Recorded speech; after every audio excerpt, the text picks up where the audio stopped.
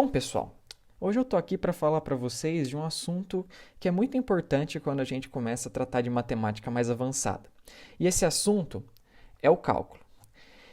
Esse vídeo, mais alguns posteriores que eu vou postar, ele vai ser para tratar de assuntos relacionados ao cálculo.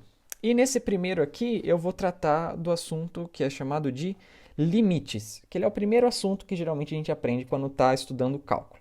E eu vou tentar abordar esse assunto num nível mais conceitual que a gente pode talvez apresentar mais para alunos que estão num contexto mais de ensino médio, que ainda não entraram na faculdade, às vezes estão pensando em cursar uma matéria de exatas e tem curiosidade para o que se estuda nessas áreas para decidir o que eles querem, se eles querem fazer mesmo esses cursos, tipo engenharia, matemática, física, para saber se eles vão gostar mesmo da área. E por isso eu vou fazer esses vídeos aqui, pelo menos 3, né? Um para cada tópico, né? Limite, derivada e integral, para dar uma noção, né, do que é, mas o que se trata dessas matemáticas mais avançadas quando a gente está no ensino superior. E para começar, eu vou falar sobre limite. Mas beleza. Antes de tudo, eu quero começar com uma pergunta, né? Que é uma pergunta que às vezes a gente pode pensar que é até meio simples, mas só que ela tem muito conceito envolvido. E a pergunta é a seguinte: se a gente está na reta real, né, a gente pode fazer sempre a pergunta: qual que é o número real? Aqui no caso eu chamei esse número real de h, que ele tem que ser diferente de zero, que vai possuir o menor módulo de todos, né, de todos esses números reais.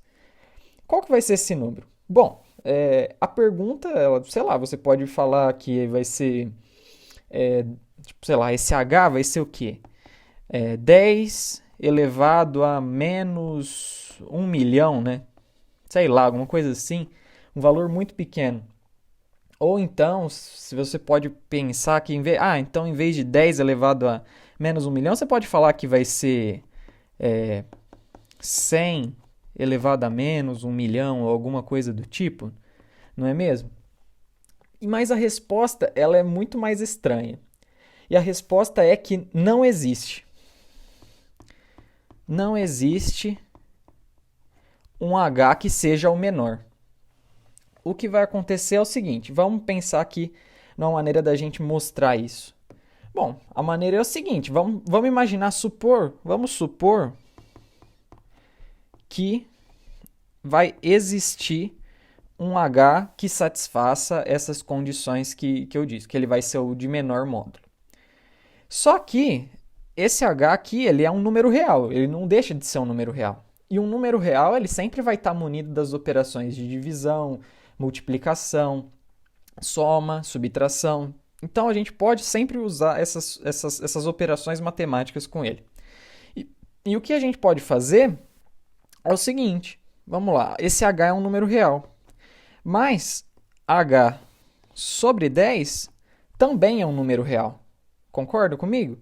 Só que aqui, se a gente pegar e tomar o módulo desse número, né, que vai ser simplesmente o módulo de h dividido por 10, e a gente sabe que quando a gente tem um número, aqui no caso positivo, e divide ele por um número real que é positivo, que seja maior que 1, esse número ele vai ser menor do que o número que a gente começou, né? Ele vai ser menor do que esse módulo de h.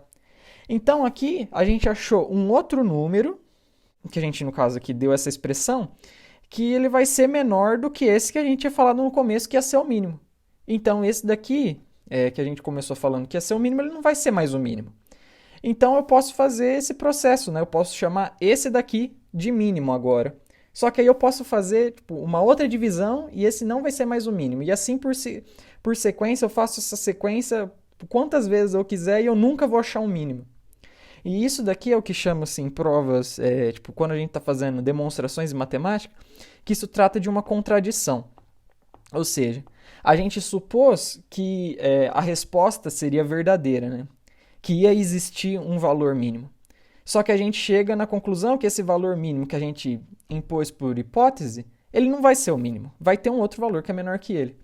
E a gente pode fazer ir circulando essa prova para mostrar que nunca vai ter um mínimo.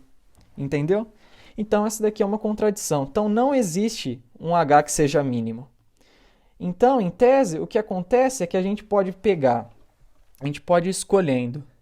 Isso é muito poderoso, né? Porque a gente pode ir sempre escolhendo esse h, né, no caso, sempre tão pequeno quanto a gente queira, né? E isso é muito poderoso pelo seguinte. Vamos lá, quanto a gente queira. Isso é poderoso. Por que isso é poderoso?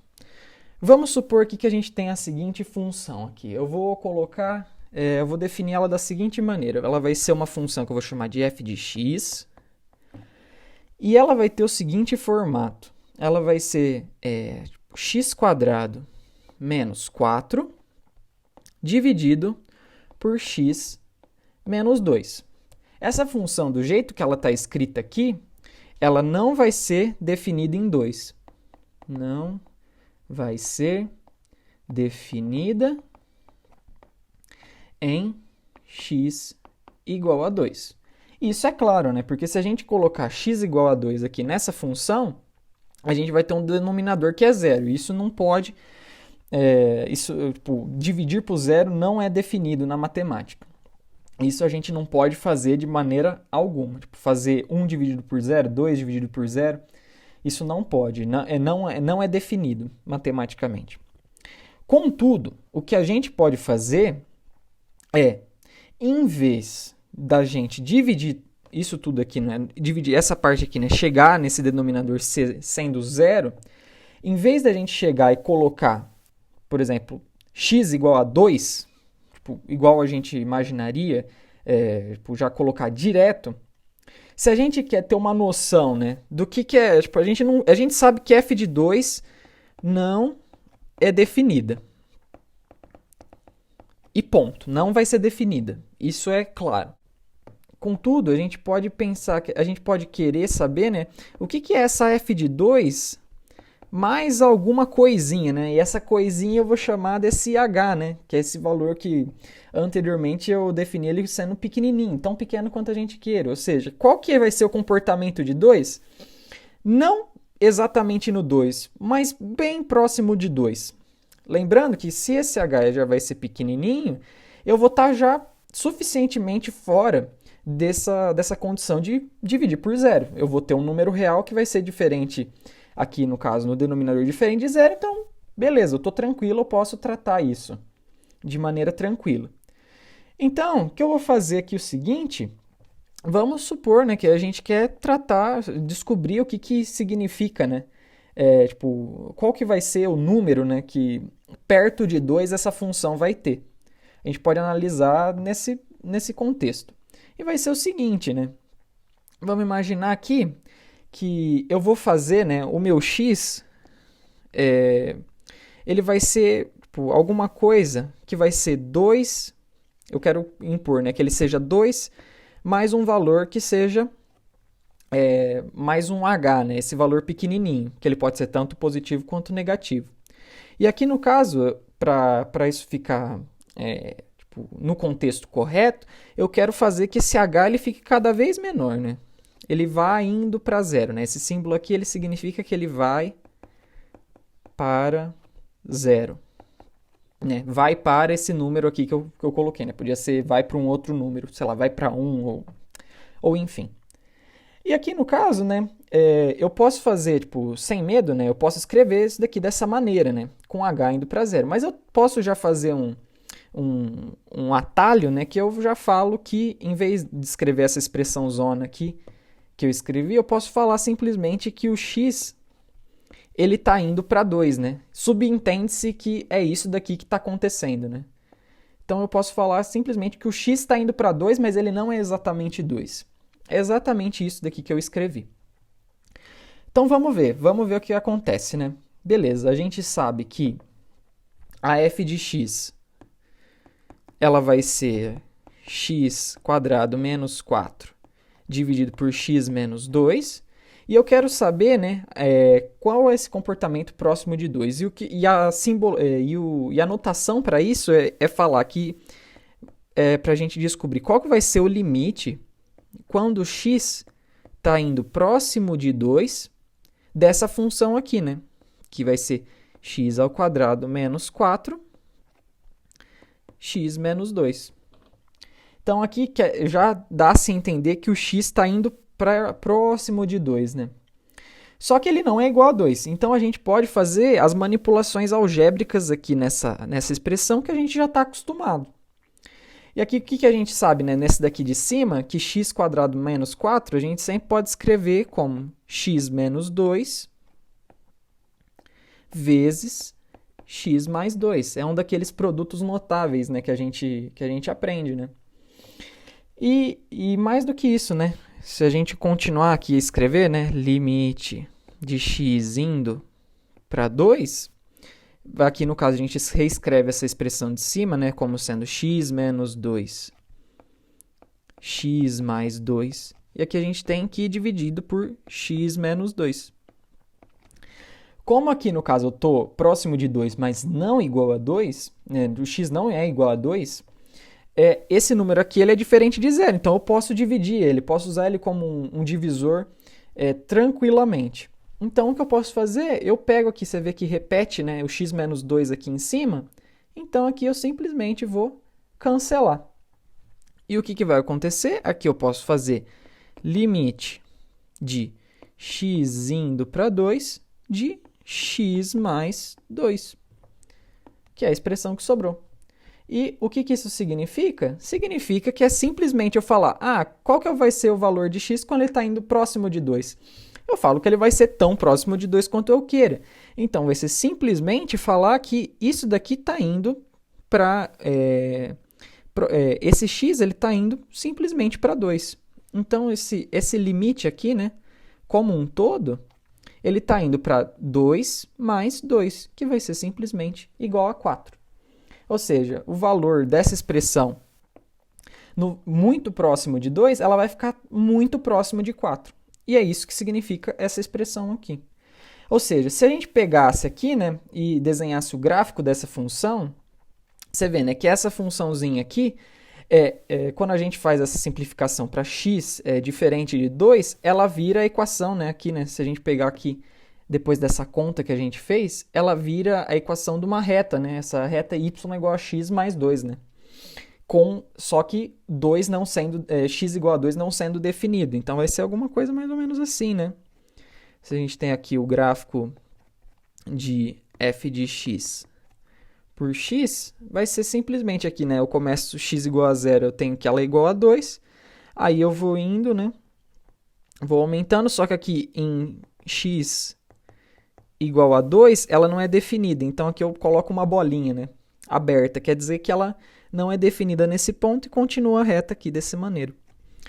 Aí você nota, né, que à medida que você vai aproximando aqui, né, dessa reta, aqui, né, você pega aqui nesse pontinho, nesses pontos aqui, né, tanto à direita quanto à esquerda, né, eles vão chegando tão próximo de 4 quanto a gente imaginaria que eles fossem chegar, né? Eles nunca vão ser igual a 4 também, mas elas vão chegar sempre muito próximo de 4. E esse é o poder dos limites, é a gente conseguir ver o comportamento de função onde aparentemente às vezes elas não estão definidas também. E isso dá para a gente informações importantes, né? Às vezes se a gente quer construir gráficos, alguma coisa do tipo, né?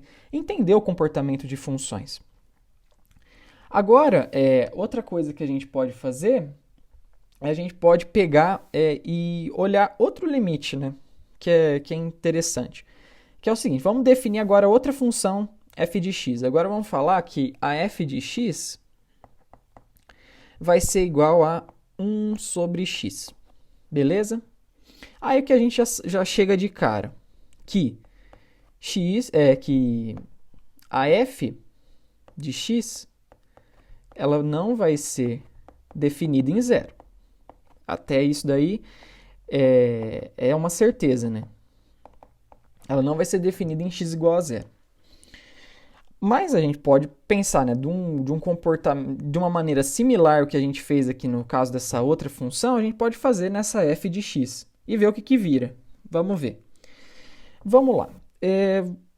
A primeira coisa, né, que a gente tem que se perguntar nesse caso, né, que vai dar diferença, no caso, se eu escolher, né, fazer aquele mesmo procedimento, quero achar qual que vai ser o x, que ele vai ser próximo de zero, né? Com aquele h que eu tinha definido anteriormente, que ele vai próximo de zero. A pergunta que eu posso fazer, né, que ela vai ser totalmente válida, é esse h, ele vai ser positivo ou ele vai ser negativo? Bom, nesse caso, vamos começar com ele sendo positivo, né? Vamos lá, ele vai ser positivo. Esse h, lembra que ele pode ser sempre tão pequeno quanto a gente queira, né? Então, vamos tomar um valor para esse h, um valor que eu vou escolher. Então, vamos supor que ele vai ser um número que eu vou chamar de 10 elevado a menos n, ou seja, um valor que é pequenininho, e esse n, ele é um número natural, né? É uma potência, né? Então, isso daqui, sei lá, pode ser n igual a 6, aí seria 1 sobre 1 milhão. Tipo, n igual a 1000, vai ser 1 sobre 10 elevado a 1000. Então, vai ser um número que a gente pode chamar de um número pequenininho. Quando a gente faz isso, né, e a gente coloca, né, tipo, esse valor aqui como x da nossa função, então a gente vai ter, por exemplo, aqui f de 10 a menos n como sendo igual a, tipo, 1 sobre 10 a menos n. O que a gente faz, né? A gente passa esse valor para cima, colocando positivo o expoente, né? Então, vai ser 10 elevado a n. Então, aqui a gente vê que se a gente escolher um n cada vez, um n cada vez maior, né? Ou seja, deixando essa quantia aqui cada vez menor, a gente vai chegar no resultado cada vez maior, descontroladamente. E no caso, a notação para a gente escrever isso vai ser o seguinte, né? Vai ser aqui, eu vou escrever que o limite de x indo a zero, só que aqui no caso, como eu tomei por valores de h positivos, na notação aparece aqui do lado desse zero, esse mais aqui, significa que ele tomou valores à direita da reta real desse número que a gente escolheu como sendo o valor do x para o limite, né? Então, ele vai vindo por valores à direita da reta real, ou seja, por valores positivos. E dessa função, né, que seria 1 sobre x, vai ser o que a gente define como sendo mais infinito, porque ele vai porque essa quantia ela vai crescendo descontroladamente. E quando ela cresce descontroladamente sem ter um teto, a gente fala que esse limite ele é um limite que está indo para infinito. Até aí, beleza, né? Tranquilo, é uma definição que a gente pode fazer. Então, no caso, nesse sentido, dividir por zero, pelo menos por zero, vindo por valores positivos, significa que a gente vai ter um valor descontroladamente grande, positivo. E se a gente escolher agora, no caso, que esse h vai ser negativo, aqui, né, vou fazer igualzinho, só que sendo negativo. Ele vai ser agora menos 10 elevado a menos n, com n sendo natural. A gente vai chegar que o f de menos 10 elevado a menos n vai ser igual a menos 10 elevado a n, né? Então, esse daqui vai ser um valor cujo módulo dele vai aumentar descontroladamente, só que com um sinal negativo. E em notação, né, do jeito que a gente escreve aqui, né, vai ser limite do x indo a zero por valores à esquerda da reta real, né, ou seja, aqui no caso por valores negativos, dividido por 1 sobre x, vai ser igual a menos infinito. Ou seja, a gente vai ter um número cujo módulo ele vai estar crescendo descontroladamente, só que ele vai ser um número negativo aqui, né? Do jeito que a gente viu aqui, né? Ele vai ser um número negativo. Beleza, essa é a nossa definição. No caso de dividir por zero, né? No caso, por um valor negativo, né? Zero vindo por valores negativos. Ou à esquerda da reta real, né? Do ponto que a gente escolheu aqui, né? No caso. Porque, no caso, eu poderia colocar aqui, né? Se fosse um outro tipo de limite, né? Que seria, sei lá, x menos... vamos imaginar que eu coloco x menos 2. Aí aqui, no caso, para dar zero, né? Eu teria que colocar 2 vindo a valores à direita da reta real com relação a esse ponto x igual a 2. Aí, no caso, daria o mesmo resultado. E aqui, no caso, embaixo eu posso fazer a mesma coisa. Eu posso, sei lá, colocar aqui vindo a 2 pela esquerda da reta real, e aqui eu tenho x menos 2 aqui, né? No caso, daria o mesmo resultado, né? Pensando dessa maneira aqui, do jeito que eu escrevi, né? Esse é o significado dessa anotação, do maisinho e do menos aqui. Mas isso daí, beleza, né? Então, aqui a gente já conseguiu entender como que funcionam os limites, né? No caso, se a gente quer aproximar uma função, né, que não explode, né, que ela vai ter um valor de limite que ele é um valor limitado, né? No caso aqui a gente chegou que esse limite dessa função f de x aqui ia ser igual a 4. E aqui no caso aqui embaixo a gente viu que, né, no caso para a função f de x igual a 1 sobre x, esse limite, né, no caso do zero, ele explode, né, no caso, né? Você vê que ele vai para um valor descontroladamente grande, tanto positivo quanto negativo, né? Isso fica claro quando a gente escreve o gráfico, né, dessa função f de x igual a 1 sobre x, né? Igual a 1 sobre x. Se a gente pegar e escrever o gráfico dessa função aqui, né? Fazer aqui um gráfico aqui maior, uma coisa mais ou menos assim, do tipo, você vê, né, que ele vai ficando um valor cada vez menor enquanto ele está crescendo no x, né? Mas só que quando ele está chegando próximo de x por valores positivos, essa função ela vai explodindo, né? Ela aumenta descontroladamente. E aqui a mesma coisa com x negativo, né? Ele vai indo a zero por valores negativos quando o x vai ficando cada vez maior, no caso, em valores negativos. E aqui no caso, quando ele está chegando próximo a zero, ele vai para menos infinito por valores negativos, né? Vai ser alguma coisa assim, esse gráfico, né, dessa função 1 sobre x, né? Ele vai seguir mais ou menos esse comportamento. Ele tem esse comportamento de explosão e que ele é um comportamento que ele aumenta descontroladamente aqui de maneira oposta, né? No eixo y aqui, quando a gente vê, né? Que nesse caso ele vai para cima e nesse caso aqui ele vai para baixo. Você viu? Isso daqui é para ter uma noção, né? Mais ou menos de como funciona, né? Essas divisões por zero, né? Que muitas vezes a gente escuta falar, né? Tipo, como que aconteceria se eu pudesse dividir por zero? Bom, é isso que aconteceria, né? Nesse sentido. Agora aqui eu vou só dar um sumário de qual que é a definição matemática, né? De limite, aí a gente termina o vídeo por aqui, aí no próximo vídeo eu começo a falar já de derivada. E é o seguinte, que a gente vai ter a definição matemática, né? Para eu ter, no caso, um limite bonitinho, né, que eu vou ter aqui no caso, eu vou falar que o meu x está tendendo a um número que eu vou chamar esse número de a, e no caso, ele vai ser um limite de uma função que eu vou chamar de uma f de x. E esse limite, eu vou supor que ele pode ter aqui, no caso, um valor que ele vai ser um valor L, que não vai ser infinito, ele vai ser um número real. Beleza, esse limite ele vai ser um limite bonitinho, igual do primeiro exemplo que a gente fez. Que ele vai assim, eu vou pegar aqui no caso e vou plugar esse número aqui, esse número A, né? E aqui no caso, para a gente entender como a gente pode formular essa definição, vamos imaginar que essa função f de x ela vai ter um gráfico, né? Então aqui eu vou desenhar aqui bem grande para a gente ter uma noção. Vamos aqui falar que ela vai ter um comportamento mais ou menos assim, arbitrário, que a gente não conhece. Mas aqui a gente vai ter o seguinte, né? A gente vai ter aqui, no caso, o nosso ponto A. E aqui a gente não sabe, né? Essa função aqui, ela pode ser definida, pode ser definida, pode ser não definida, pode ser definida, o que for, né? Aqui, no caso, eu vou desenhar sem a bolinha, né?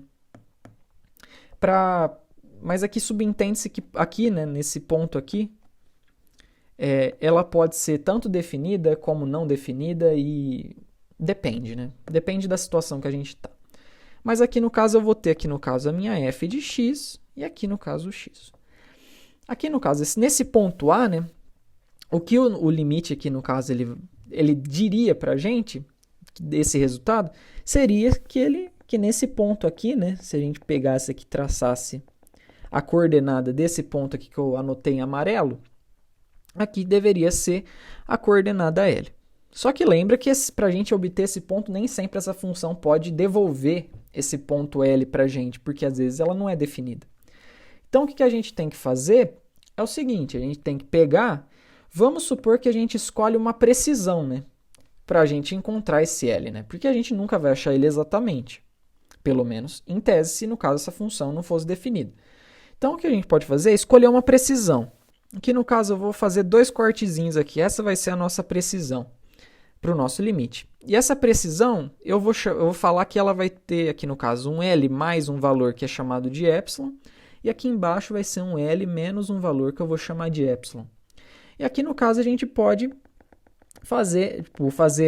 traçar, né, qual o ponto, né, dessa função que ela vai devolver, né? Aqui no caso vai ser esse ponto aqui, e no caso aqui embaixo vai ser esse ponto aqui no caso.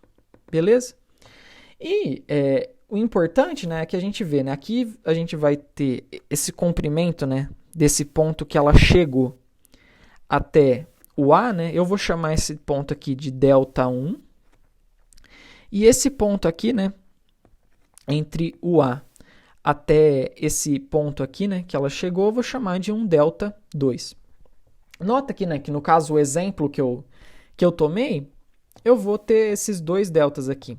O que eu posso fazer é o seguinte, né? Se eu pegar, por exemplo, o x né, menos o a, né, e eu tomar esse módulo, ele vai ser, no caso, o delta2, vocês concordam comigo que para qualquer x, né, aqui no caso esse ponto aqui seria o equivalente a, todos os x aqui, né, seriam equivalentes a essa expressão aqui, né? Para todos os x que eu rebater aqui em cima, todos, né, que eu pegar e rebater aqui em cima, eles vão estar dentro dessa precisão, né? Concordam comigo?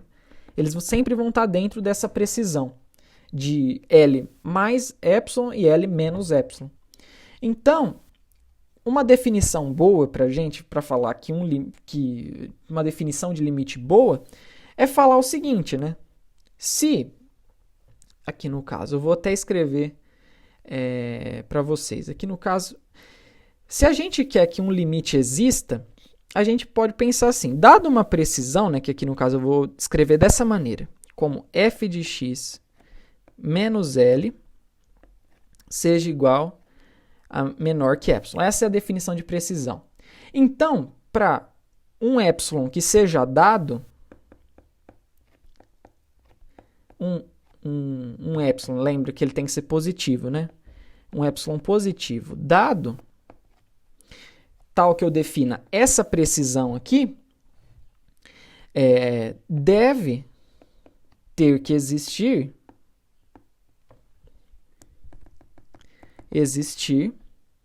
um delta. No caso aqui, a gente tinha 2 opções, né? No caso, o delta1 e o delta2. A gente escolheu, no caso, o menor, né? Porque se eu escolhesse um delta, né, do jeito que eu escrevi aqui essa expressão para o delta1, teria valores aqui para fora, né? Que eles estariam, por exemplo, se eu fizesse aqui, rebater aqui, né, esses valores para fora, eles estariam fora da minha precisão. E aí eu não quero. Esses valores eu não quero. Eu quero definir uma precisão boa. Então, no caso, eu peguei o delta mínimo, né? Então, esse delta aqui, no caso, eu vou escrever até entre parênteses, que ele vai ser o mínimo, né, dos possíveis. Que, no caso, eu escolhi esse daqui, né? Que seria, o menor dos possíveis aqui, né? Deve existir esse delta tal que eu consiga definir um intervalo, né, para o meu x, né? Dessa maneira, x menos a menor do que delta. No caso, esse delta que seria dos mínimos. E nota aqui, né, se, por exemplo, para qualquer precisão que eu escolha, eu posso encontrar um intervalo para que o f de x vai conseguir essa precisão, eu consigo achar o meu limite. Porque, por exemplo, se acontecesse o seguinte, se no caso aqui eu desse uma precisão que seja pequenininha, vamos supor, uma precisão que eu, vou chamar de 0,01. Se não existisse nenhum delta com um intervalinho tal que essa f de x satisfaça essa precisão, quer dizer que o valor de f de x ele não vai estar aproximando-se de L. Entende? Ou seja, ele não vai estar, o valor que ele vai estar convergindo vai ser outro, não vai ser o valor L. Mas por outro sinal, se eu escolher no caso um valor epsilon aqui no caso, tão pequenininho quanto eu queira, que no caso vai chegando até 1, né? Daquela maneira lá que eu defini o H. Se eu conseguir chegar num valor tão pequenininho aqui, eu escolher uma precisão tão pequenininha quanto eu queira, e mesmo assim, lembrando, com epsilon maior que zero, tudo bonitinho, e eu conseguir achar um delta bonitinho para qualquer um daqueles épsilons lá, que nesse intervalinho isso daqui vai funcionar, você consegue definir e falar com clareza e tranquilidade que essa expressão aqui vai ser válida. Que no caso, se eu pegar o f de x e aproximar de a tipo, tanto quanto eu queira, eu vou chegar com clareza que o f de x ele vai ser, o limite desse f de x ele vai ser L. E essa é a definição de limite. É no caso aqui quando a gente faz dessa maneira. Ela é uma definição ela é uma definição abstrata, mas ela é a definição matemática exata, né? No caso para limite, né? No caso que a gente está querendo, né? A gente está tratando.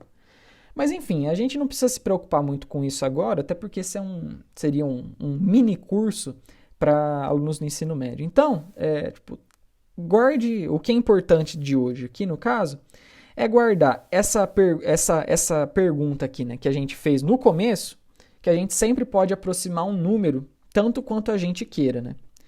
E quando a gente consegue aproximar esse número tanto quanto a gente queira, a gente pode achar informações de funções que geralmente a gente não conseguiria com matemática simples, né? Com a matemática que a gente está acostumado, né? Só plugar o número exatamente. Aqui no caso a gente aproxima o número, no caso, tanto quanto a gente queira.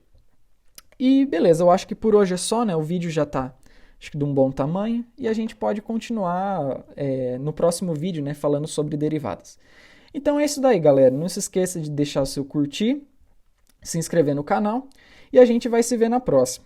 Até mais e falou!